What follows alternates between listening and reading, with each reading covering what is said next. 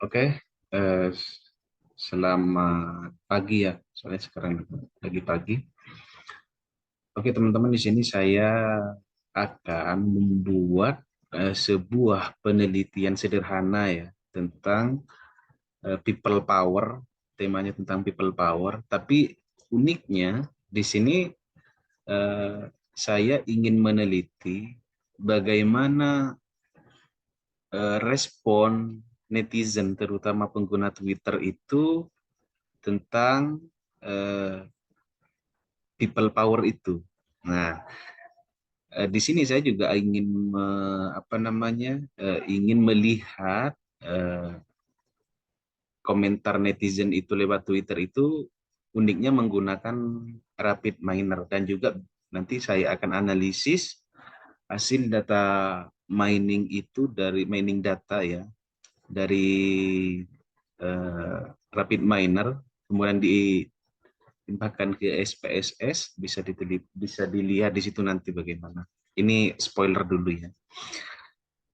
Sebelumnya penelitian ini saya kasih judul Sentimen Analisis Data Twitter menggunakan Rapid Miner dan SPSS dengan tema People Power.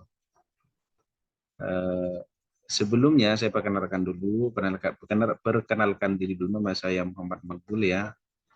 Salah satu mahasiswa pasca sarjana di Universitas Jenderal Sudirman Purwokerto.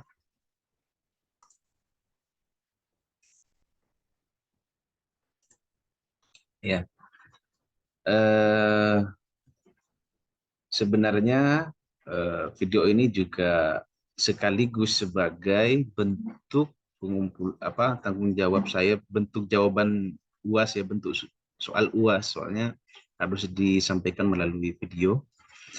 Dosen saya itu yaitu Dr. Ali Rohman MSI. Beliau adalah dosen Magister Administrasi Publik di UNSUR, Universitas Jenderal Fakultas Divisi ya.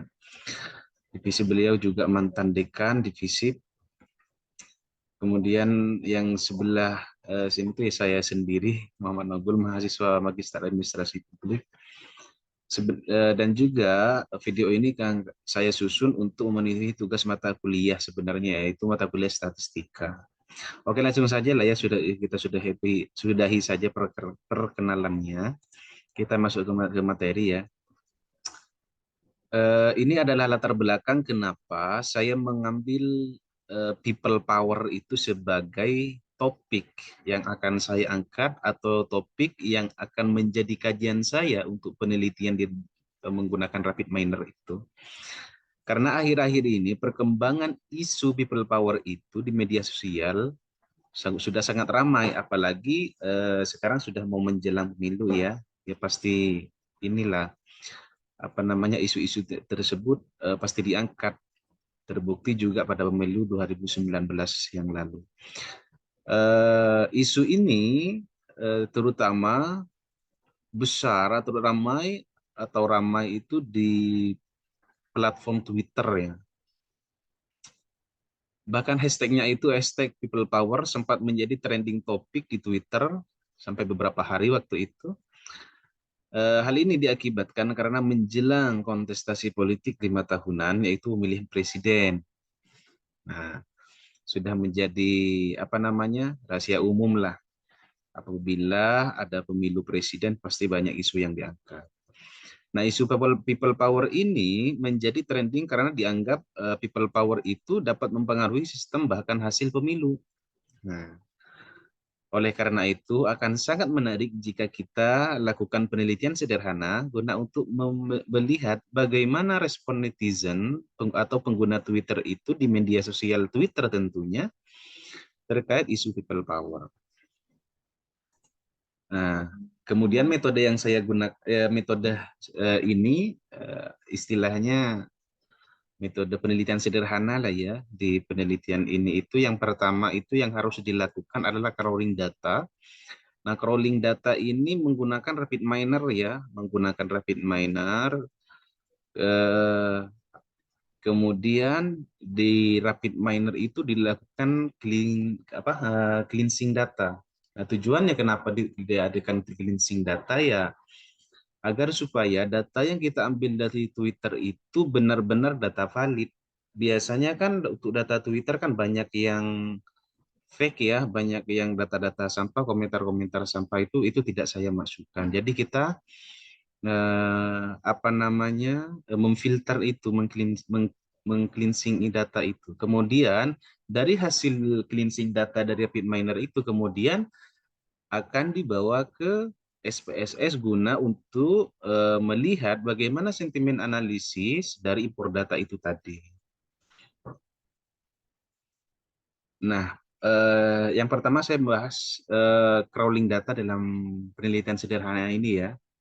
Sebenarnya yang pertama itu, jika teman-teman atau sudah memiliki aplikasi RapidMiner ya, tentunya harus mengkoneksikan dulu, connecting ke Twitternya dulu agar supaya bisa melakukan mining data dari Twitter dengan cara menghubungkan miner ke Twitter itu. Itu untuk cara itu bisa dilihat di YouTube ya. Kemudian langkah kedua yang saya lakukan adalah search Twitter. Artinya di sini saya menggunakan keyword people power sebagai topik yang akan saya angkat dalam penelitian sederhana ini. Kemudian jumlah data. Maksimal data yang saya ambil adalah 500 cuitan. Nah, sebenarnya bebas sih, tergantung peneliti biasanya mau menggunakan berapa jumlah data yang diinginkan tergantung kebutuhan. Nah, karena mengenai people power ini adalah yang sangat banyak cuitannya, itu hampir 12.000 lebih, makanya saya ambil hanya maksimal 500 cuitan saja. Karena ini kan sebatas penelitian sederhana. Kemudian bahasa. Nah, saya batasi penelitian ini itu hanya menggunakan bahasa Indonesia saja. Itu dalam proses pencarian itu, searching itu bisa kita batasi 500 cuitan, jumlah cuitan yang akan kita gunakan, yang akan kita ambil, serta bahasa apa yang ingin kita gunakan dalam penelitian itu. Kemudian masuk ke cleansing data. Nah, dalam cleansing data ini ada berbagai macam tahap ya untuk menghasilkan sebuah data yang benar-benar valid, yang benar-benar sesuai dengan apa yang kita butuhkan. Yang pertama itu kita harus melakukan select atribut. Nah, select atribut yang saya gunakan itu dalam RapidMiner ini hanya berbentuk teks saja. Jadi untuk gambar, untuk video, untuk audio dan lain sebagainya saya tidak ambil. Saya hanya berfokus kepada hashtag atau teks atau komentar ya, lebih condong ke arah komentar berbentuk teks saja, yang itu yang akan saya ambil sebagai data. Kemudian dilakukan replace. Nah, dilakukan replace ini replace ini sebenarnya untuk menghilangkan data-data yang sifatnya yang tidak kita butuhkan, seperti nama pengguna, kemudian ID pengguna dan lain sebagainya. Kemudian remove duplicate. Remove duplicate ini digunakan untuk menghapus data yang sifatnya ganda. Jadi data-data ganda itu bisa dihapus gitu istilahnya. Soalnya dalam proses mining itu sangat sering ditemukan data-data itu sifatnya bentuknya sama, kata-katanya sama, kemudian konteksnya sama, itu tidak masuk sebagai penelitian kita. Kemudian pada hasil akhirnya itu kita lakukan write CSV sebagai ini format CSV ya, untuk menyimpan dalam bentuk CSV agar bisa dibuka di Excel dan di SPSS. Kemudian selanjutnya, nah ini proses data. Sebentar saya minimas dulu ya. Ini proses bagaimana menambang atau memining atau mengcrawling data dari Twitter itu sampai menjadi sebuah file CSV yang menghasilkan sebuah data yang valid, yang benar-benar sesuai dengan kata kunci dan benar-benar kita butuhkan. Ya seperti yang saya katakan tadi, dari awal itu kita melakukan searching lewat Twitter dulu, kemudian dibatasi dengan atribut teks, hanya mengambil teksnya saja. Kemudian replace atau replace yang saya gunakan pertama adalah replace add. Nah, biasanya add ini digunakan sebagai tanda bahwa tanda ID pengguna biasanya atau nama pengguna, itu tidak saya butuhkan dalam penelitian ini. Kemudian replace kedua saya RT, baru kemudian hashtag, dan kemudian ada ini ya HTTP ya, HTTPS, kemudian saya duplikatnya saya remove, kemudian baru saya lakukan CSV.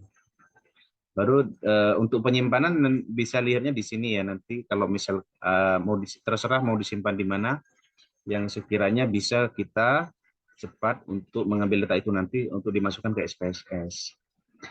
Nah, masuk kepada sentiment analysis. Sentimen analisis dalam penelitian ini saya hanya menggunakan dua, menggunakan 3 tahap lah ya. Yang pertama itu import data. Saya memasukkan data CSV tadi itu yang sebelumnya yang sudah saya ambil dari RapidMiner yang dalam bentuk CSV, kemudian saya masukkan ke SPSS. Kemudian saya lakukan sentimen analisis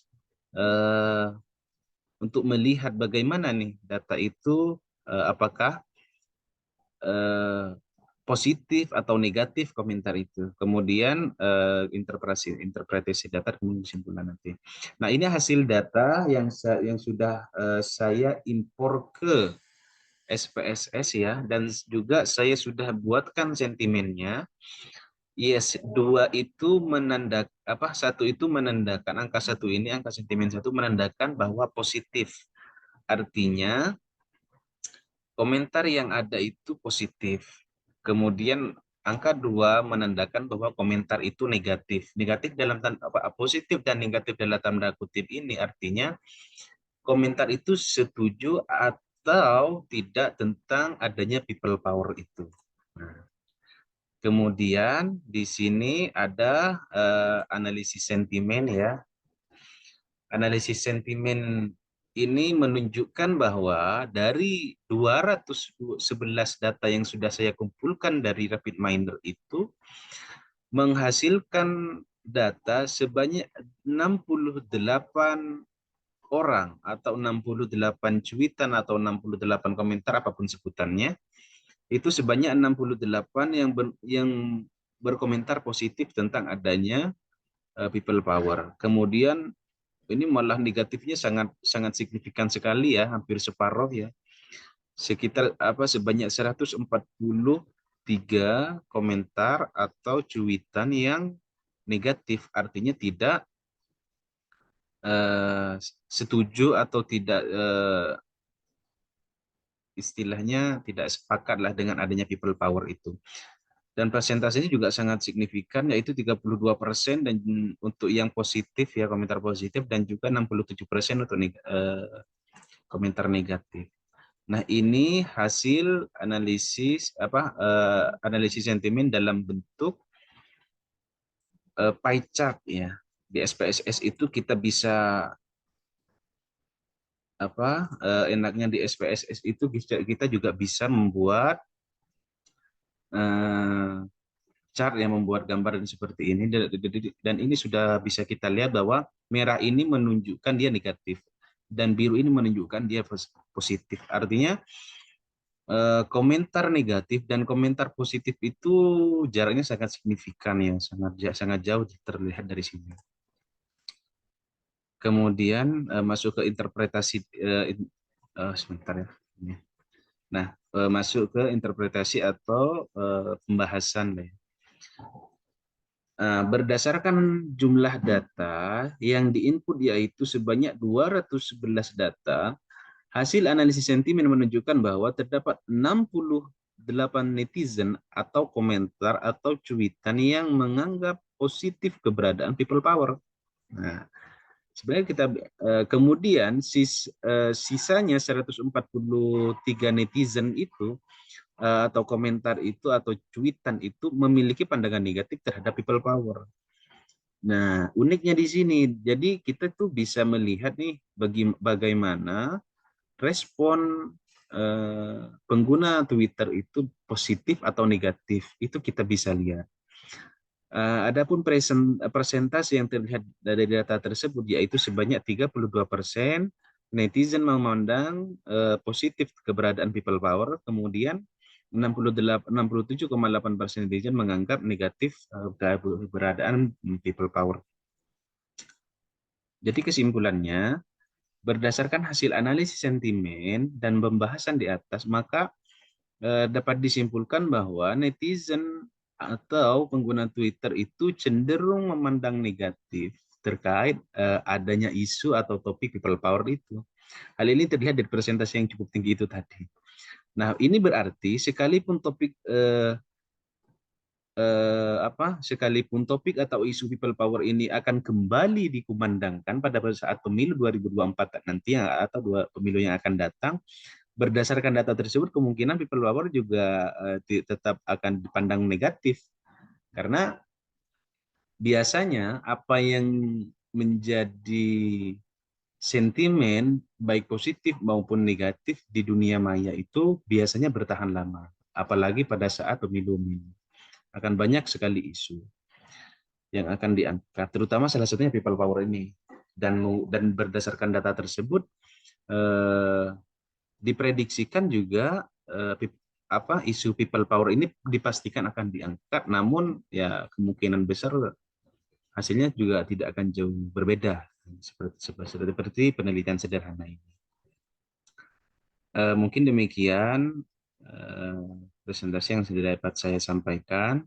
Kurang lebihnya mohon maaf. Sekian dari saya. Wassalamualaikum warahmatullahi wabarakatuh. Kalau ada pertanyaan bisa langsung di kolom komentar ya.